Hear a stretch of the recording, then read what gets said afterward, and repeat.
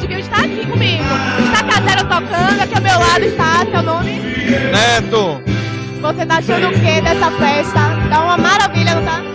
Tá, pô, tá bonito, é o Harém de verdade. Você sempre vai pra festa do Harém? São João vai fazer o que você? Vou pra Senhor do Bonfim. Bonfim? Vai todo mundo pra Bonfim esse ano, é? Todo mundo em Bonfim esse ano? Claro, a festa tá lá, né? Já leva o nome do santo, a cidade padroeira. Vamos lá. E seu negócio é um forrozinho mesmo? Você gosta de forrozinho? Adoro, tem que ser. Estaca Zero tá tocando aqui, vai dançar? Estaca Zero, chama logo uma dança. Com certeza, é uma coisa gostosa, né? Dá vontade de dançar, não tem como ficar parado. Eu mesmo tô trabalhando aqui, ó, resistindo. Tô falando que eu tô trabalhando, tô resistindo a esse forró.